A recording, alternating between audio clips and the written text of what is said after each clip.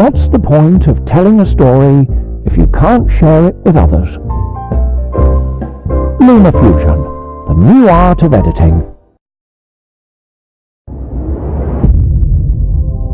What's up guys, I just got back from the Fuji X-T3 launch event.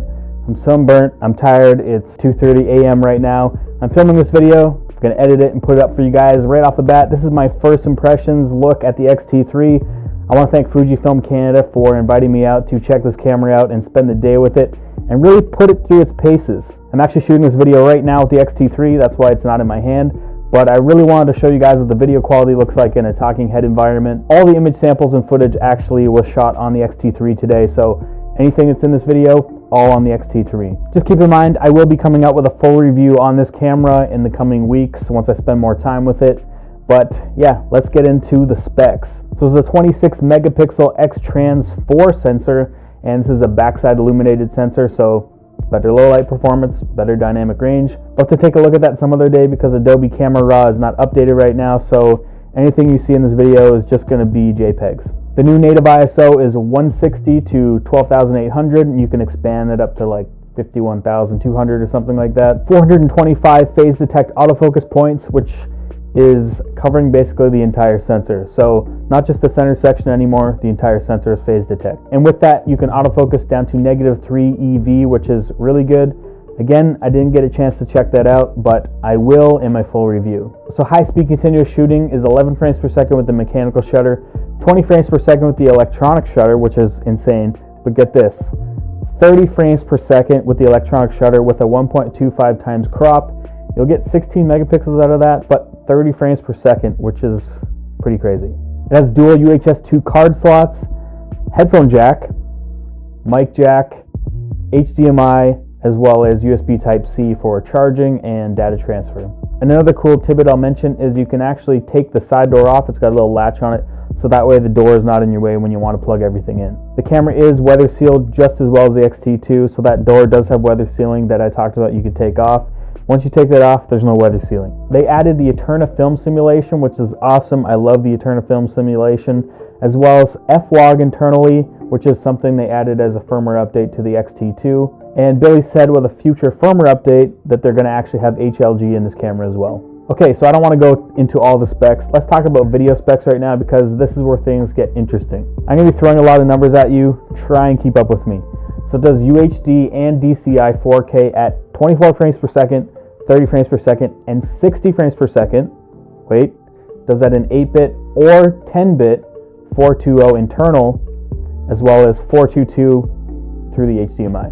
Now let's talk about bit rates. You can choose 100 megabits per second, 200 megabits per second, but if you want to shoot 400 megabits per second in all-I, you can only do that at 24 and 30 FPS. And right now, I'm shooting at 400 megabits per second all-I with F-Log. Now one cool thing, you don't need the battery grip to shoot video now. Like I said, headphone jack is now on the body, and you can shoot a full 30 minutes, the 30-minute limit that we have in 4K without the battery grip. And in 60 frames per second 4K, it's only 20 minutes. So if we want to talk about 1080p, you can do 1080p actually in 10-bit as well, but 1080 24, 30, 60, and right up to 120 FPS, and that's actually 200 megabits per second. No line skipping, no scaling or anything like that on the X-T2 and the X-H1. So 120 FPS looks awesome. And yeah, I'm going to shut up. Let's take a look at some video samples and image samples. Let's just call it a montage of my day today shooting at the Fujifilm X-T3 launch event.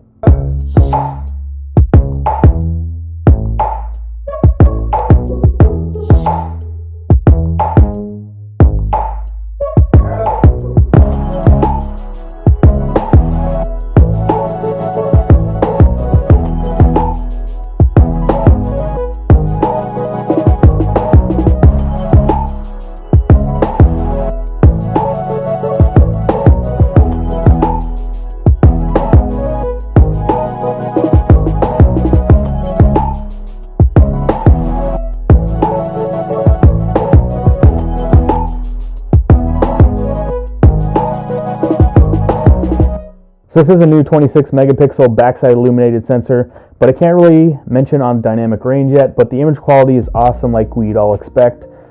Just flashing up JPEGs, the JPEG quality is Fuji JPEG quality. It's just awesome. But I can't really talk about the RAW files until we actually get camera RAW updated, and then we can go in and take a look at that. I'll leave that for my full review. So the body looks and pretty much feels exactly like the X-T2. The only few differences they changed is that the battery grip actually feels a little bit thicker in the hand, a little bit chunkier, and they made the AEL back buttons a little bit bigger, a little bit more protruded, easier to hit. Still not in the best place ergonomically, but they are a little bit easier to hit now. It now has that new 3.6 million EVF that's found on the XH1, so it's really nice to have that. The iCup actually comes off the screen a little bit further than the old X-T2. They thinned out the top dials. Not a big deal, but a little bit easier to change like the drive mode and switching from video to photos and stuff like that. It's also inherited the touch screen, so it now has a touch screen and the flip out screen just like the X-T2 with that 45-degree angle side flip, and it uses the same battery.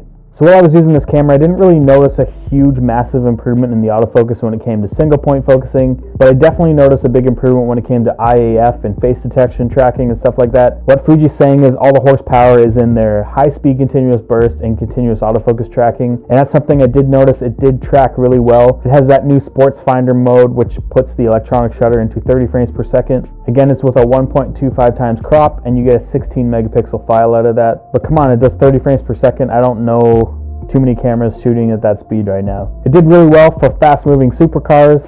I found that it locked on really well and held the lock.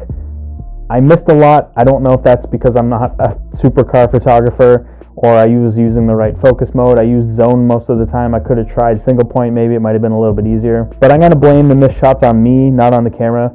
The camera is insanely fast, and I've been shooting with the A7 III, and it's right up there with how it tracks and continuous autofocus. So I got to use the new 200mm f2 as well as the 8 to 16mm f2.8, and that 200mm f2 is so creamy. The bokeh is so nice, insanely sharp. It's a little heavy and expensive, but it is a really, really nice lens. Anyway, that's really all I wanted to touch on and kind of my first hands-on experience with the camera. We will get a little bit deeper, go into a few more things in my full review, but I want to talk about a few things that I know you guys are going to ask me and you guys are going to hammer on me like I actually made the camera, but no, it doesn't have in-body stabilization. So if you want that type of a camera, XH1 or look elsewhere. The thing is, this camera, especially for video, the rolling shutter is amazing. There's hardly any rolling shutter in this camera. That sensor has a really fast readout, and it now has like a quad-core processor in it, so there really isn't that much rolling shutter. I'd actually compare it to something like the GH5, to be honest. And I'm pretty sure you guys are all going to complain about the battery, and I agree. I wish they would use a newer battery. When I was shooting video, I was shooting 4K 60 basically the entire time. I was doing a lot of slow motion and stuff, but I went through like 5 batteries, and I had a second body that I was doing mostly just photos with, and I had 2 batteries burned out on that, and I was using the grip. The camera locked up a few times. A few people experienced lockups with writing to the card. This is a pre-production camera, by the way. I think it has pretty much finalized firmware. That's why I'm allowed to show the files and the samples. But yeah, Fuji's letting me keep this for a week, which is awesome, so I'll be able to work on my review. And it's amazing because it falls into a week that I'm actually insanely busy. I have a lot of client work, so I'm going to be able to use this camera on real-world stuff. And yeah, bring you guys the review in a week or two. Or I'll just wait until Adobe Camera Raw updates so we can actually take a look at the RAW files and see what kind of dynamic range, what kind of low light performance, to see if that new BSI sensor is actually what it's all cracked up to be. From what I can tell though, it does look pretty good. Anyway, let me know in the comments what you guys want to see me do for this review, what things you want me to cover or take a look at, or even some comparisons with the X-T2. Thanks again to Fujifilm Canada for having me out and checking out this camera. It will be for sale September 20th, and it's going to retail for $14.99 US. That's really low for what this camera can do. If you like this video, give it a thumbs up. If you dislike this video, give it a thumbs down twice. See you in the next one.